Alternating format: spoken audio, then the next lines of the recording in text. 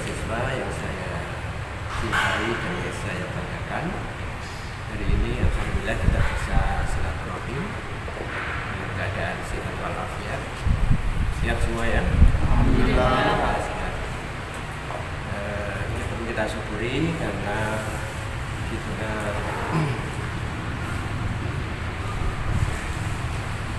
krisis berbagai bidang termasuk krisis ekonomi dan juga pendidikan juga sedang dalam proses pemenangan. Kita bisa berkumpul silaturahmi tak lain dan tak bukan untuk apa? Ini semacam sharing bersama ya, atau konsultasi umum tentang penyusunan skripsi. Di momen ini kita harapkan menjadi momen yang sangat berarti dan bermanfaat bagi kita semua. Sebelumnya kita awali dengan bacaan basmalah. Bismillahirrahmanirrahim. Adik-adik mahasiswa yang saya cintai dan saya banggakan, hari ini sudah hadir tengah-tengah kita beberapa mahasiswa sebagai amanah dari Pak Rektor, dan saya diberi amanah untuk membimbing kalian semua dari awal sampai nanti skripsinya jadi. Jadi saya harapkan momen ini menjadi momen yang sangat penting dan sekaligus menjadi awal penemuan topik karya ilmiah yang kalian akan bahas di semester ini. Jadi tidak usah lama-lama, kita harapkan satu semester skripsi selesai. Siap ya? Insyaallah. Siap. Tidak usah lama-lama. Jadi apalagi sekarang pimpinan sudah memberikan kelonggaran untuk topik skripsi, tidak harus riset lapangan, tapi bisa library research atau bisa juga memproduksi ya, mengkaji tentang konten kreatif sebagai bagian dari membahas skripsi. Ini kan lagi rame-rame webinar ya, seminar online, itu juga bisa menjadi inspirasi penelitian sesuai disiplinnya masing-masing.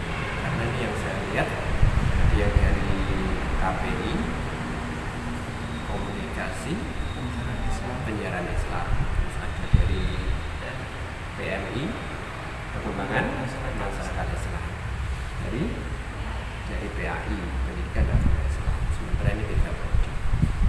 Jadi coba kita membuat sebuah topik yang beda dengan yang lain. Jadilah diri sendiri, itu yang pertama ya. Be yourself. Jadilah diri sendiri, gak usah ikut-ikutan. Jadi kalau membuat topik tidak harus seperti kakak-kakak. Kalau perlu out of the box. Jadi out of the box itu beda dengan yang lain. Kalian harus berani beda. Beda tapi punya argumentasi. Maka langkah awal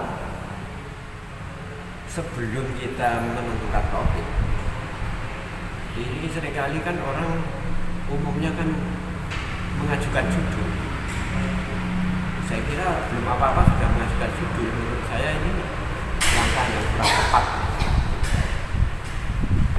Jadi belum apa-apa kok judul diajukan. Jadi sebuah riset dilakukan itu bukan berangkat dari judul, tetapi dari kegelisahan. Kalian punya kegelisahan kan? Pasti punya, setiap orang pasti punya. Tapi gelisah bukan sekedar gelisah, kegelisahan akademik. Ya. Jadi kegalauan, kalau anak-anak muda bilang galau. Jadi kalian bersyukur kalau suatu saat punya kegalauan, punya kegelisahan. Kegelisahan itu harus didukung data. Ini kalau penelitian harus didukung data. Apa yang kalian gelisahkan? Apa yang kalian galaukan? Itu pertanyaan berikutnya. Maka kalau riset berangkat dari kegelisahan, berangkat dari kegalauan, itu kita enjoy karena kita ingin menemukan jawaban atas kegalauan, keraguan-keraguan yang kita miliki, lalu kemudian kita mencari jawaban. Maka jangan judul dulu, kalian galau atau gelisah tentang apa. Atau dalam filsafat sering ada istilah asal usul filsafat, itu salah satunya keraguan-keraguan. Jadi kalau kita punya keraguan, cari jawaban. Nah, jawabannya itu adalah harus dilakukan proses riset. Itu yang penting. Bahkan dalam tasawuf, keraguan-keraguan itu penting. Jadi ada qaulul hikmah, man lam yasyuk lam yaduk halawatal iman. Siapa yang tidak punya keraguan-keraguan, itu dia tidak akan merasakan manisnya iman. Jadi kegalauan itu biarlah ada, tetapi temukan jawaban dengan proses riset, proses menalar. Jadi proses menalar itu proses berpikir. Proses berpikir didukung dengan data. Nah, jadi jangan ajukan judul dulu, tapi gerayangnya WEDW. Kita punya kegalauan, kegelisahan tentang apa? Sesuai prodinya masing-masing. Sing PMI mungkin punya kegalauan tentang karena ini pengembangan masyarakat Islam, otomatis hubungannya dengan bagaimana mentransformasikan masyarakat, merubah masyarakat. Kan kita yang merubah, tapi bagaimana mereka mampu merubah, kita sebagai fasilitator. Kira-kira komunitas dampingannya di mana? Nah, itu kalau PMI.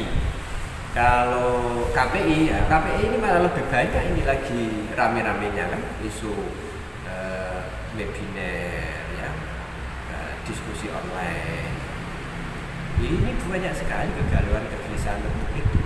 Topik yang paling sangat melimpah sekarang itu menurut saya KPI paling mudah membaca, karena fenomena-fenomena KPI sekarang lagi tren.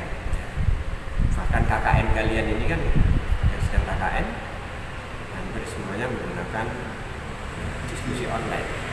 Tinggal dalam proses diskusi atau KKN ini apa yang kalian kegalaukan, apa yang kalian gelisahkan. Itu yang PAI, ya. PAI juga banyak sekarang ketika proses pembelajaran di musim lockdown seperti ini atau musim pandemi COVID-19 ini, gimana adik-adik kita di rumah belajar PAI.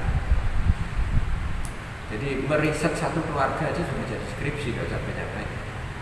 Bagaimana peran orang tua dalam mendampingi PAI di rumah, lalu peran bapak, ibunya di mana, posisi laki-laki, perempuan itu di mana. Kita menarasikan itu dengan didukung pendekatan tertentu dan ditelaah dengan teori tertentu, dan jadi skripsi.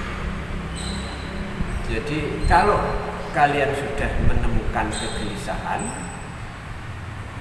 kegalauan dalam diri kalian sesuai dengan prodinya masing-masing, baru kita rumuskan masalah. Jadi kegalauan itu biasanya kan memunculkan pertanyaan, gitu ya. Kalau galau kok nggak bertanya, itu ya belum galau. Bisa. Kegalauan akademik itu pasti memunculkan pertanyaan. Nah, kalau sudah memunculkan pertanyaan, baru rumuskan topik. Kira-kira topiknya seperti apa kalau pertanyaannya seperti ini. Itu ya, jadi ujuk-ujuk belum apa-apa, Pak, ini saya punya judul 5, Pak. Kira-kira yang mana ini? Nah, ini jadi kira-kira kalian punya stok judul 5, punya judul 3, tapi kegalauan, kegelisahan akademiknya tidak ada. Ini saya kira sebuah awal yang menurut saya kurang tepat.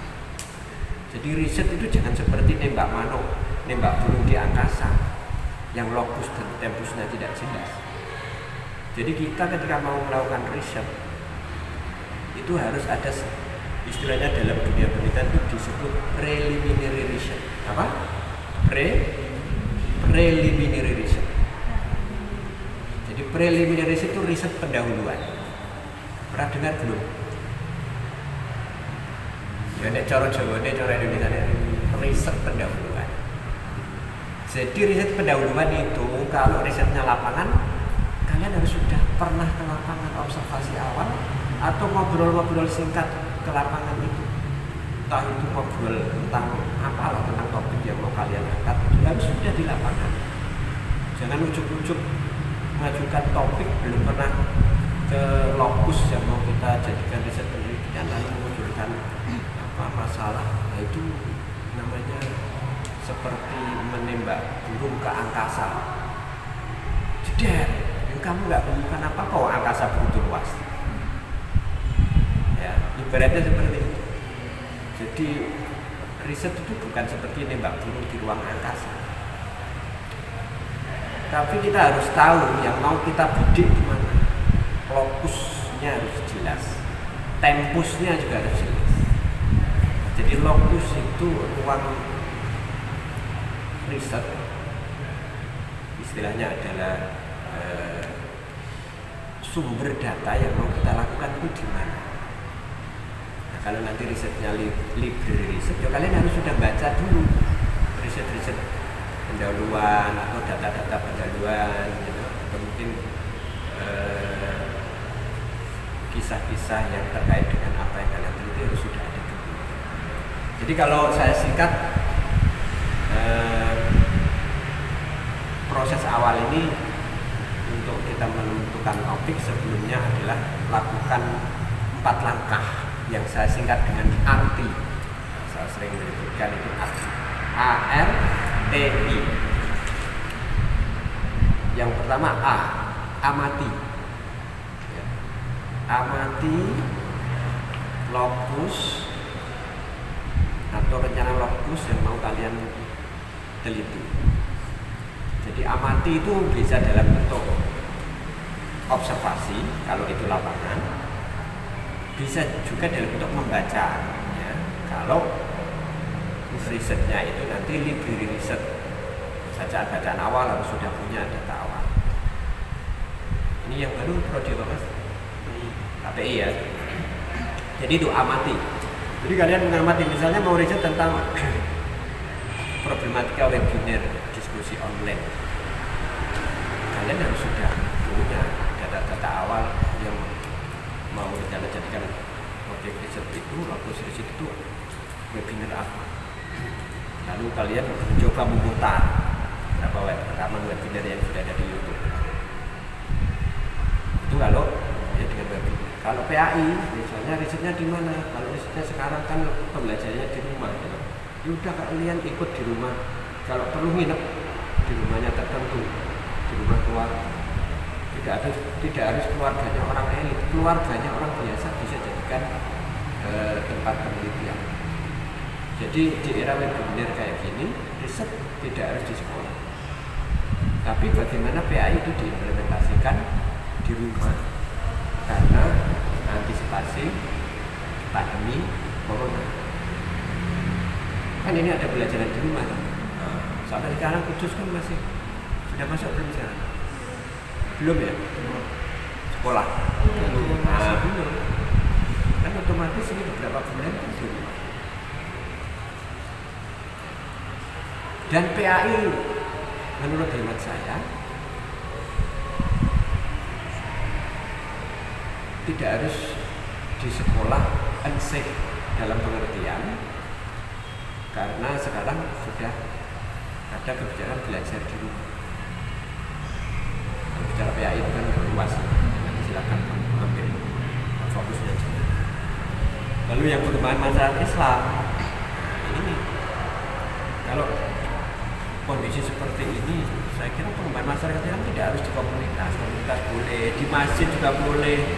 Ya, bagaimana pengembangan manajemen masjid misalnya, terutama setelah ada era COVID-19 ini, bagaimana perubahan manajemen masjid. Itu kan takmir pasti punya strategi masjid mana, atau mungkin di pesantren, bagaimana transformasi perubahan manajemen pesantren di era COVID-19 ini atau pandemi COVID-19 ini. pertama tadi A ya, amati.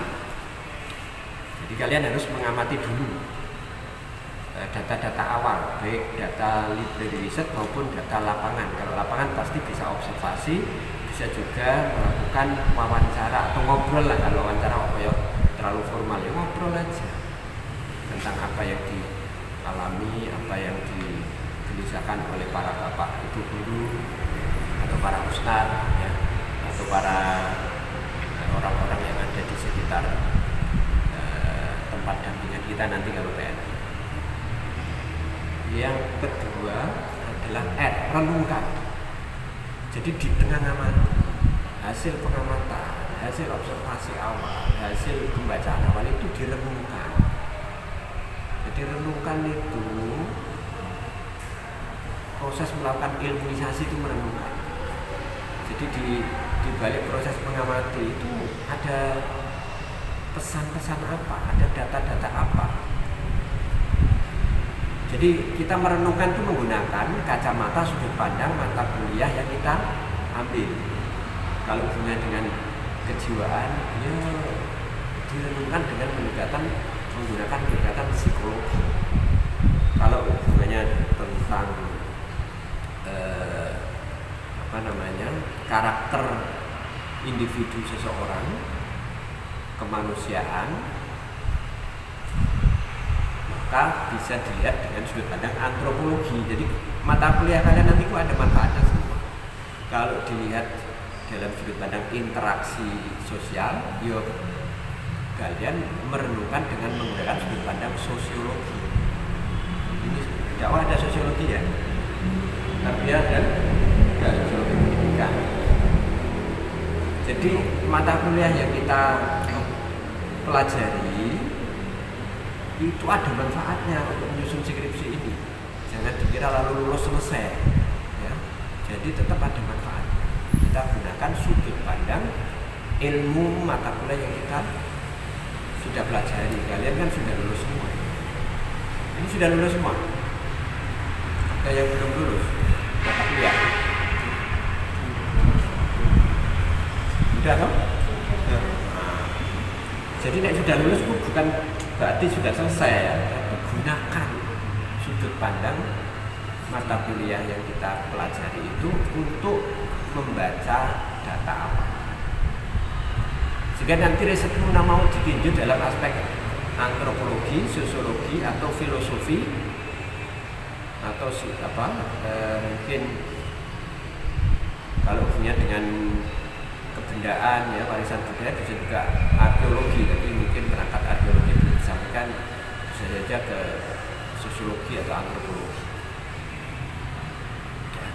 Jadi itu yang kedua, renungkan ya.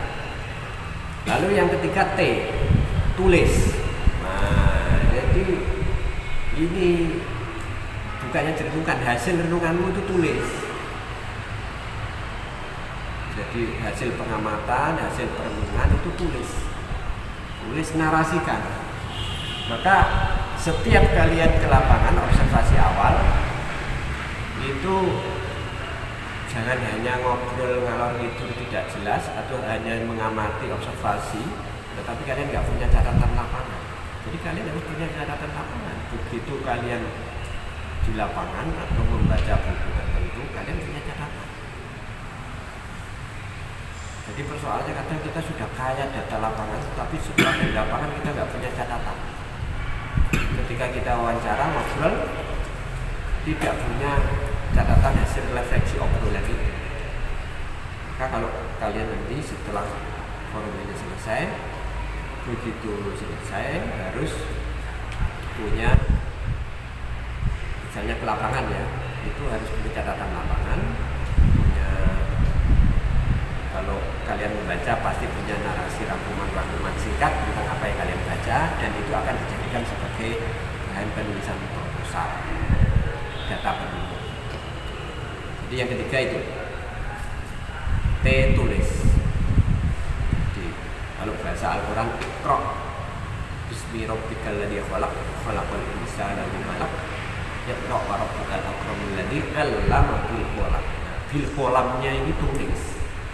Jadi kita melakukan riset itu sebenarnya adalah diniati mengamalkan perintah ajaran Al-Quran, sehingga kalian melakukan riset itu tidak menjadi beban, tapi enjoy, malah jadi nilai ibadah karena diniatkan untuk mengamalkan ajaran Islam. Iqra itu telitilah, bacalah, telaahlah dan seterusnya.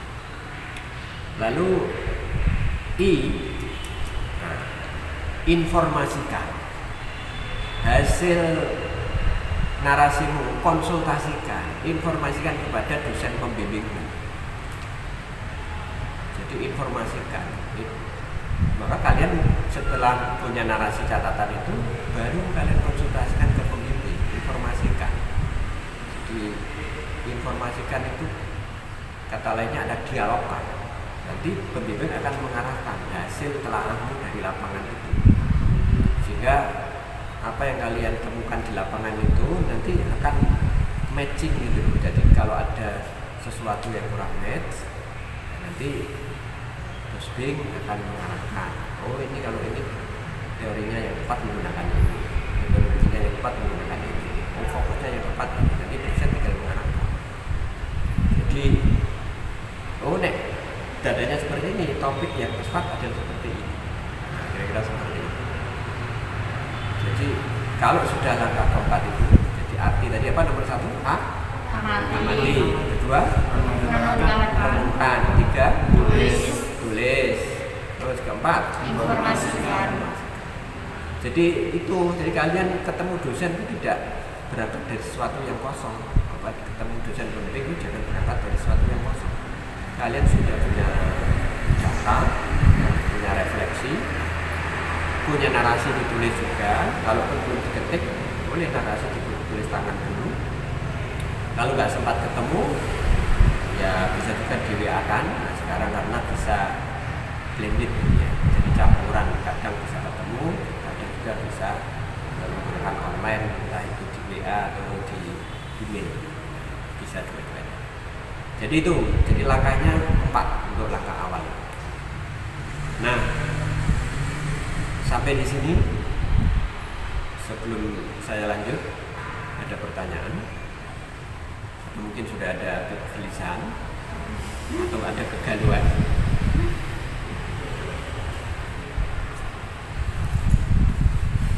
Ada yang mau disampaikan?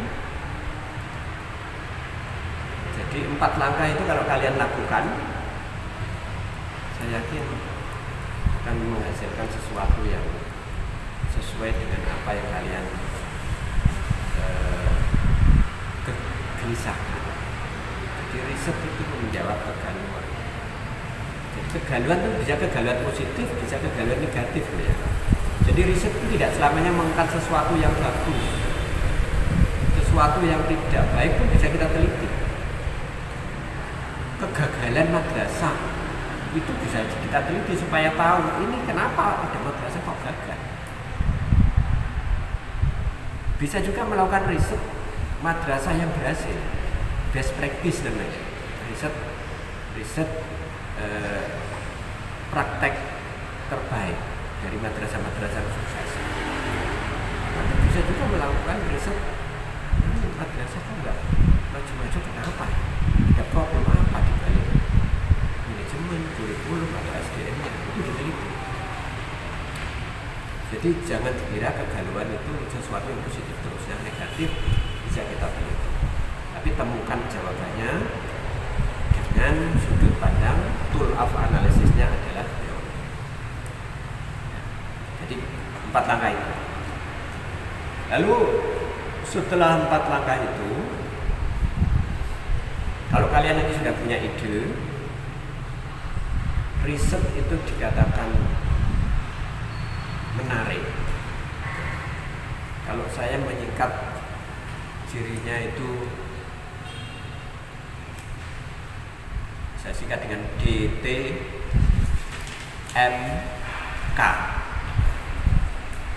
Jadi supaya mudah saya singkat DTMK. Jadi riset yang bagus pertama kita lihat datanya. D adalah data. Kita lihat datanya.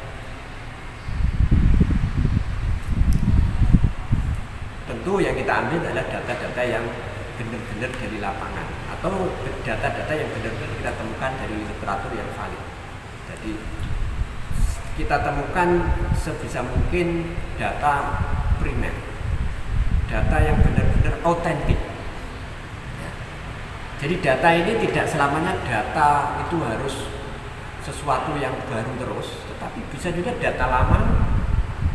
Tetapi data lama itu memiliki kearifan yang layak untuk kita lestarikan. Jadi kayak ada istilah local wisdom misalnya, kearifan lokal. Itu data lama tapi relevan dengan konteks kekinian. Itu boleh. Contoh data lama, misalnya tentang sekarang ini kita menjelang Hari Raya Kurban. Di Kudus sampai sekarang kalau korban yang disembelih apa? Kerbau. Ada yang dari padi. Kalau padi nyembelih apa Mbak biasanya? Sapi. Kerbau nggak pernah. Jarang ya. Padi. Di Porong mana nyembelih? Ada di Porong. Kalau di Porong apa yang disembelih? Sapi. Ya? Kambing. Kalau nggak sapi kambing ya. Di Porong. Demak. Ada Demak. Apa Mbak? Di sapi, kerbau, kambing ada. Kerbau juga ada. Ada. Sapi ada juga. Lebih banyak mana biasanya? Lebih dominan sapi. Sapi ya. Purwodadi ada Purwodadi? Rembang? Kamu Kudus Mas? Nah, jadi ini unik. Kudus itu, kalau kamu ke kampung-kampung yang disembelih ya kerbau. Kalau nggak kambing. Ini kan tradisi lama. Kenapa kok kerbau yang disembelih? Nah, ternyata di balik menyembelih kerbau itu ada pendidikan toleransi. Nah, jadi media pendidikan toleransi itu tidak selamanya melalui pendidikan di kelas. Dan mengamati sejarah tradisi menyembelih kerbau itu ada pendidikan toleransi, pendidikan sejarah. Sebenarnya bisa dihubungkan dengan PAI. Kaitannya adalah pendidikan toleransi. Jadi D tadi data ya. Itu yang data lama, contoh data lama. Yang data baru, contoh data baru itu ya sekarang dengan cyber media. Kalau kalian sekarang mengikuti berbagai webinar, sekarang itu kita mau nyari diskusi tentang apapun ya di webinar itu ada topik, tapi PAI juga ada, bimbingan konseling ada, DKI ada, semuanya. Nah, data-data aktual itu seperti yang ada di webinar itu, atau mungkin data-data di berita-berita ini itu bisa dijadikan sebagai data awal untuk menjawab kegelisahan itu, atau untuk menemukan kegelisahan juga berita bisa kita temukan dari berita. Jadi harus membaca, mau riset harus banyak membaca. Jadi pertama data, teori. Pinter-pinternya kita menggunakan teori. Jadi teori yang tepat untuk membaca data ini apa? Bisa saja data sudah sering diteliti, tetapi belum pernah ditelaah menggunakan teori tertentu. Itu boleh. Kita bisa melakukan riset di tempat yang sama yang sudah dilakukan oleh peneliti terdahulu, asal menggunakan teori yang berbeda. Itu boleh. Jadi bukan berarti ketika pesantren tertentu sudah diteliti oleh beberapa mahasiswa lalu kita nggak boleh meneliti, enggak. Asal kalian bisa menemukan tool of analysis, teori yang belum pernah digunakan di pesantren itu atau di sekolah itu boleh. Maka pintar-pintarnya kalian membaca menggunakan teori. Seperti di pesantren Al-Mawaddah itu sudah memunculkan puluhan skripsi, sebagian ada tesis, sebagian juga disertasi, banyak riset, tapi teorinya macam-macam ya. Nah, kalian nggak usah khawatir kalau ada riset pernah dilakukan oleh daerah tertentu atau di daerah tertentu, selama menggunakan teori yang berbeda, sah-sah saja. IT ya, DTM, nah, M ini metodologi. Nah, metodologinya. Saya lihat selama ini kan metodologi atau metode riset yang dipakai teman-teman mahasiswa ini hampir semuanya itu sama. Bahkan saya lihat cenderung copy paste. Padahal yang namanya metodologi riset itu bisa kita lihat dari aspek pendekatannya. Pendekatan itu macam-macam dalam pendekatan riset itu. Ya. Belum lagi metode teknik penggalian datanya juga macam-macam. Teknik analisis datanya, terutama di tingkat pendekatan dan teknik analisis data, itu kalian bisa memunculkan sesuatu yang beda, tidak seperti teman-temanmu. Ya. Jadilah yang beda. Jangan justru malah melihat, oh metodologi teman kakak kelas kok ini udah kita ambil ini aja, tinggal diganti kalimatnya. Nah itu yang seringkali salah. Kedaden akhirnya itu enggak jauh beda ya, karena metodologinya ya hampir sama. Jadi tadi saya katakan ada antropologi, sosiologi, ya kita gunakan kata sosiologi, filosofi, ya pendekatan analisis gendernya, ya, mungkin analisis semiotiknya, atau mungkin kalau di komunikasi penyiaran Islam ini ada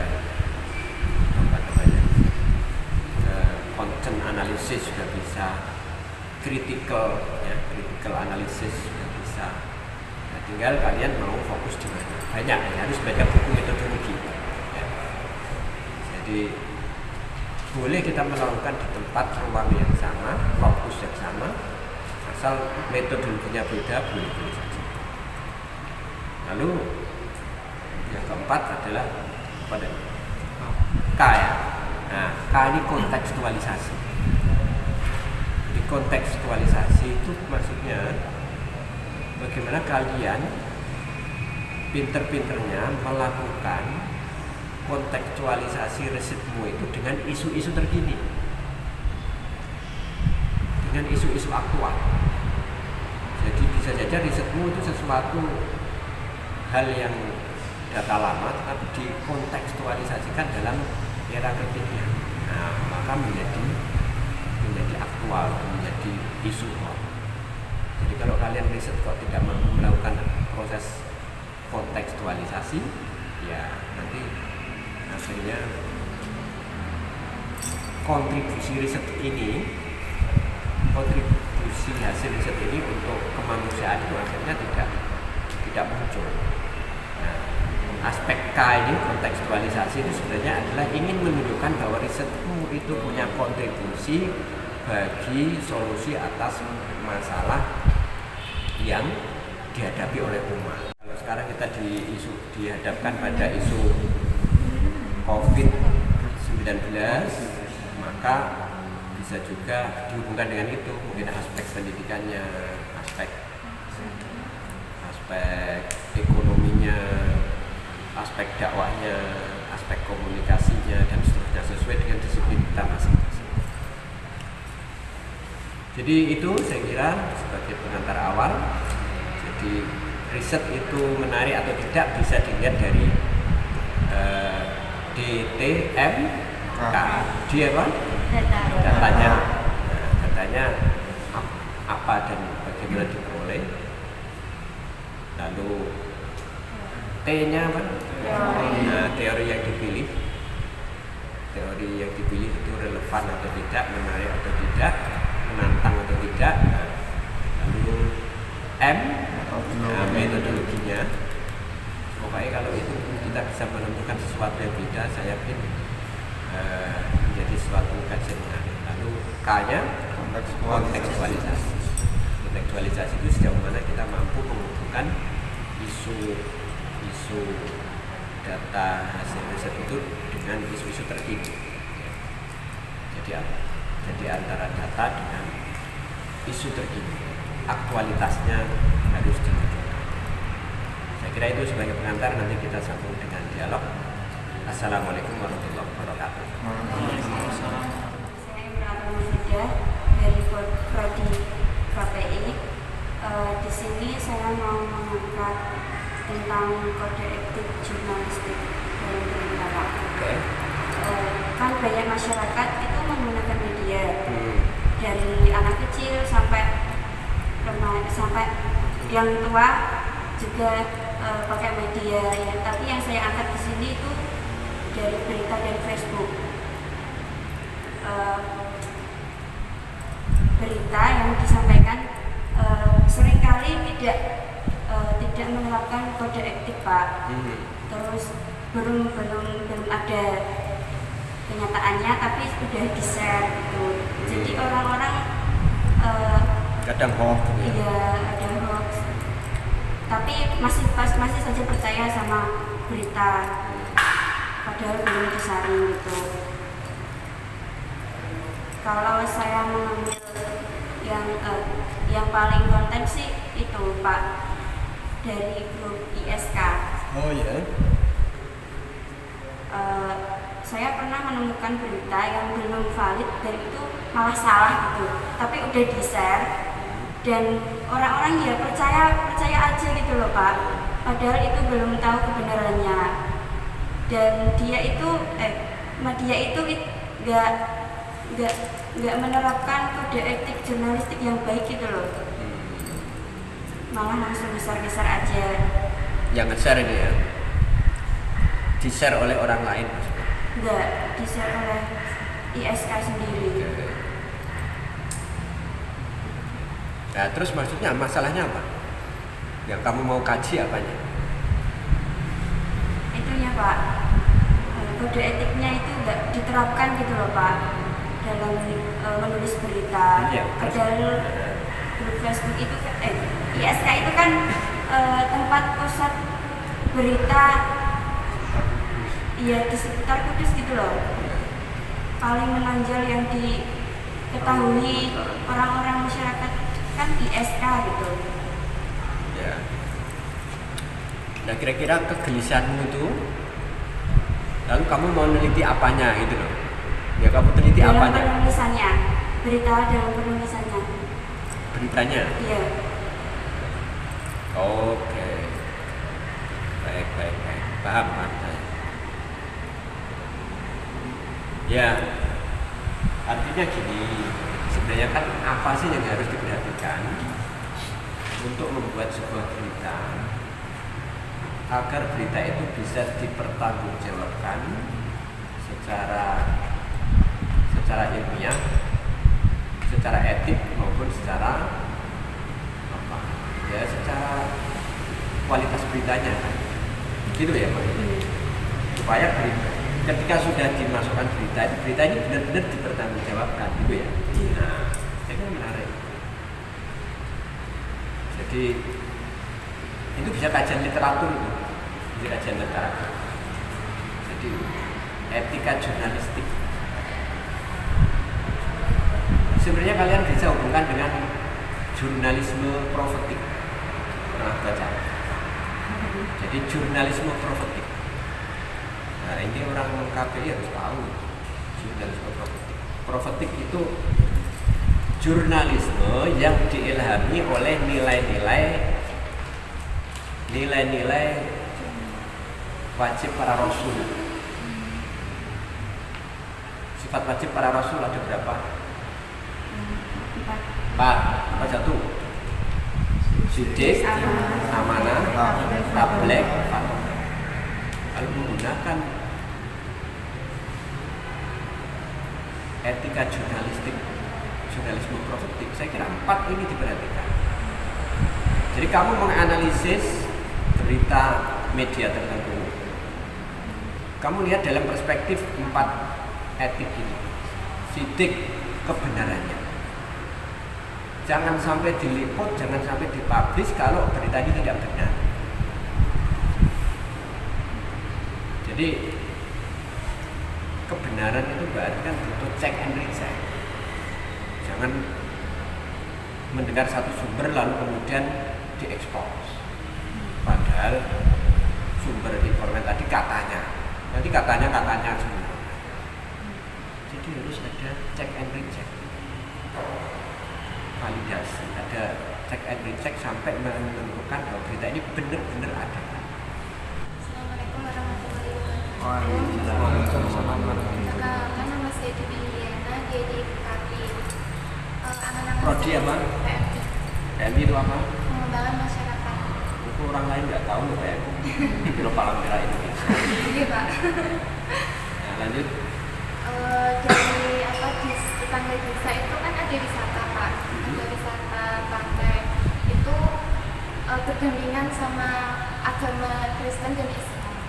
Itu yang mengelola itu sepertinya itu yang punya Kristen itu loh Pak, sama Kristen. Nah saya tuh pengen mengambil jujur dari situ tentang toleransi beragama dari Kamu PMI ya? iya.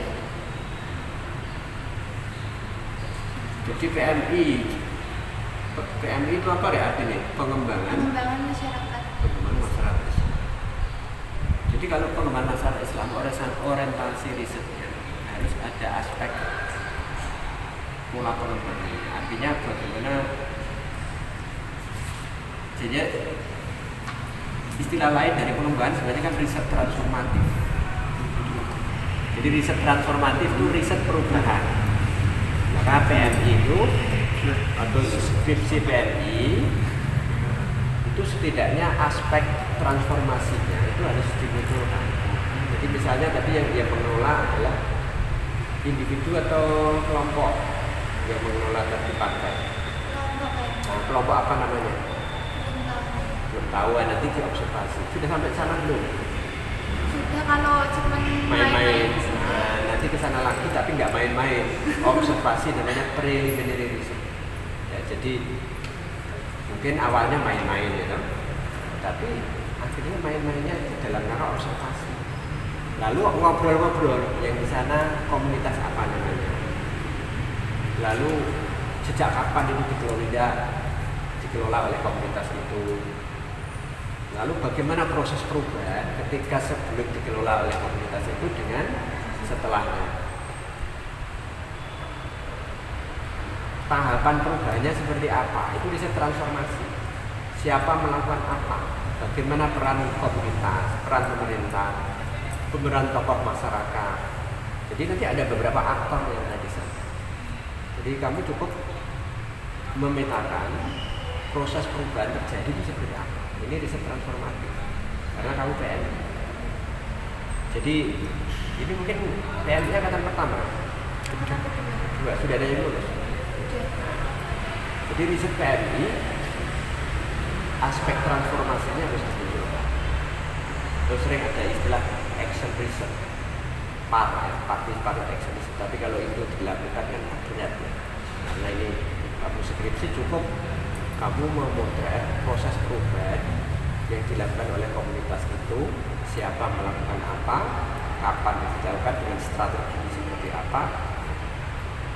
Kamu telaah data itu menggunakan teori perubahan, terus jadi skripsi. Itu kalau riset lapangan ya, di PMI kan memang idealnya lapangan karena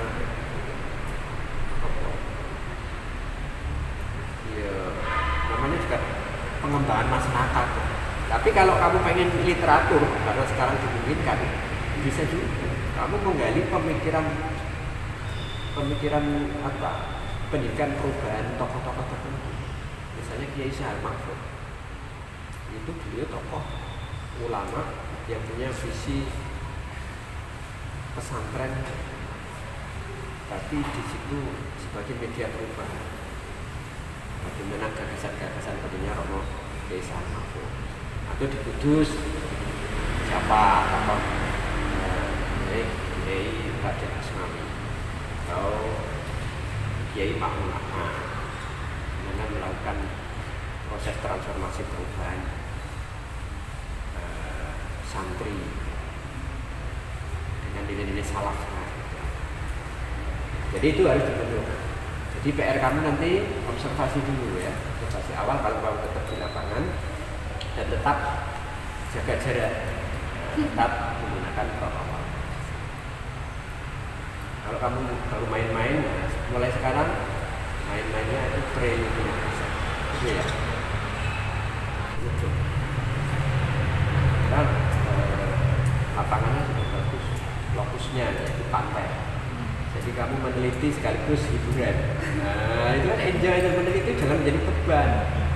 Jadi riset itu bagaimana supaya tidak dibeban. Kalau riset itu jadi beban berat, tapi dilakukan dengan ikhlas, dengan enjoy, dengan cinta. Kalau riset didasari cinta, apa sih yang jatuh cinta kok merasa berat? Jatuh cinta pasti seneng itu. Sing wis tahu jatuh cinta. Maka lakukan dengan cinta. Siapa lagi? Perkenalkan, nama saya Sarul Anam, saya dari Prodi Komunikasi Penyiaran Islam. Di sini saya mau mengangkat tentang perilaku pengaruh media, pengaruh aplikasi TikTok terhadap perilaku narsisme remaja sekarang. Aplikasi apa? TikTok. Oh, TikTok. Nah, ini berkembangnya zaman, media semakin canggih, salah satunya media digital. Nah, untuk aplikasi yang paling digemari oleh remaja itu, salah satunya itu TikTok. Kenapa kok di situ kok remaja yang banyak remaja yang menyukai aplikasi tersebut? Terus saya mau meneliti terkait yang terkandung dalam aplikasi TikTok tersebut. Apakah dari tampilannya itu menarik, terus dari apanya lah yang membuat menarik itu apanya gitu. Jadi intinya kok tadi ada pengaruh maksudnya gimana? Maksudnya perilaku, pengaruh media, pengaruh aplikasi TikTok terhadap perilaku narsisme remaja. Narsisme dalam pengertian apa? Hubungannya dengan KPI ini ya? Narsisme dalam maksudnya gini loh Pak, kan sekarang banyak remaja yang menggunakan aplikasi tersebut. Sejauh ini pengamatan awal selama ini TikTok lebih banyak digunakan untuk apa? Untuk menghibur saja. Untuk hiburan saja ya. Tapi ada yang konsepnya itu ada yang edukasi, tergantung orangnya Pak. Maksudnya menggunakan aplikasi tersebut. Nah justru ini menarik. Jadi artinya kita sudah bisa membaca bahwa media TikTok ini disukai oleh generasi milenial kan gitu. Itu dasar awal. Jadi dasar awal, asumsi awal ini bahwa media TikTok, kalian sudah pernah buat konten kreatif pakai TikTok? Pernah? Ya tidak masalah sebenarnya, tapi bagaimana? Karena sebenarnya media TikTok ini menariknya kan audiovisual ya. Jadi ada gambarnya, ada suaranya, terus ada kombinasi musiknya juga kadang. Jadi ini menarik. Jadi gaya belajar anak milenial sekarang itu cenderung audiovisual ketimbang hanya mendongeng. Mendongeng kok orang gambare, orang narasi ini, ya orang belum sukai. Kalau ada gambare, ada suaranya, nah itu lebih bagus. Maka justru Mas siapa tadi? 6. Coba kalian memetakan konten kreatif TikTok yang di situ memiliki muatan-muatan edukasi dakwah Islamnya. Nah, kayak gitu. Jadi kamu milih nilai-nilai dakwah Islam toleran dalam media TikTok tahun 2020. Kamu cari, jangan jadi konsumen. Kamu memetakan, riset itu memetakan. Ada nggak media TikTok yang digunakan untuk media dakwah Islamiyah? Selama ini yang kamu lihat itu kan karaokean, kadang malah pornografi, ya kan? Yang menonton yang di-share-share itu kan malah guyonan, kadang berbau pornografi. Padahal saya yakin ada beberapa media TikTok yang kontennya adalah berisi dakwah Islamiyah. Ada enggak gitu? Kalau belum ada, justru memproduksi kalian bagaimana nilai-nilai toleransi Kanjeng Sunan Kudus. Kalian syuting ke Menara Kudus, syuting korban kerbau. Nah ini kan bisa juga sebagai konten kreatif untuk membuat TikTok. Lalu apa dibalik makna korban kerbau di hari raya Idul Adha? Berapa menit maksimal TikTok?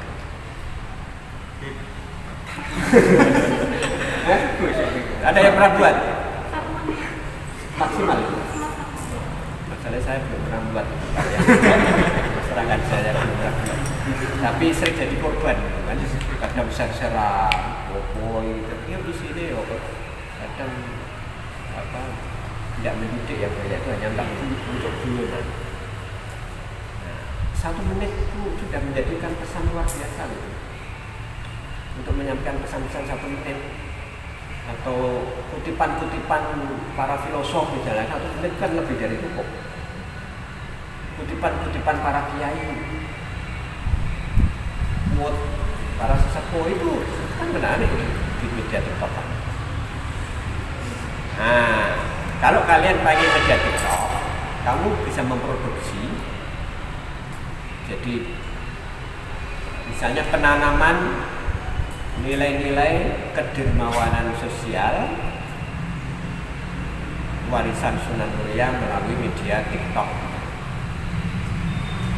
Jadi kamu memproduksi.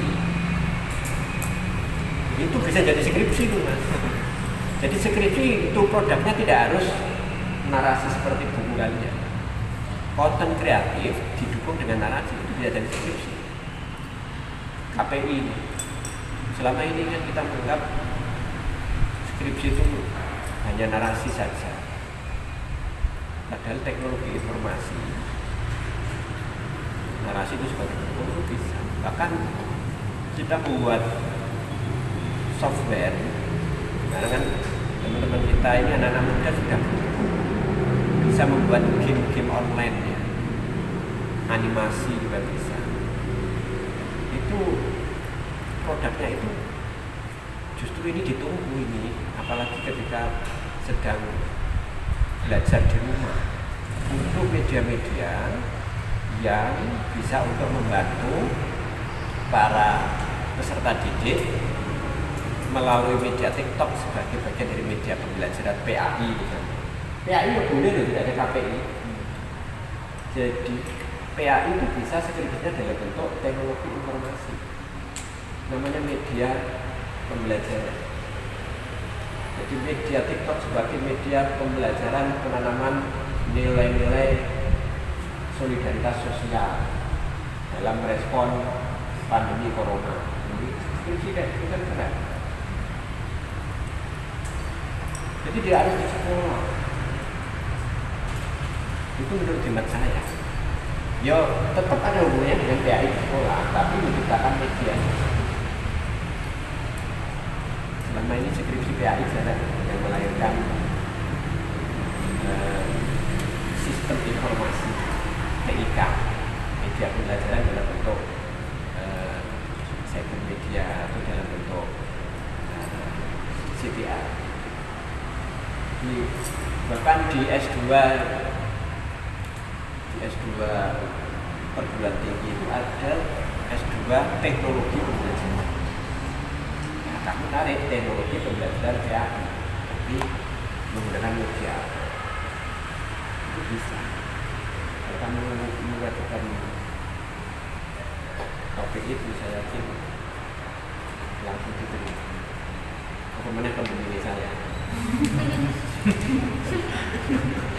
Sing penting orang arahnya kalau PAI, jadi ada hubungannya dengan PAI, ojo untuk kemudian lepas. Ya. Intinya itu. Siapa lagi? Clear ya mas? Kira-kira ada gambaran ya? Nah, itu. Jadi, supaya TikTok itu aja tidak hanya untuk main-main, tapi bisa juga sebagai media pembelajaran.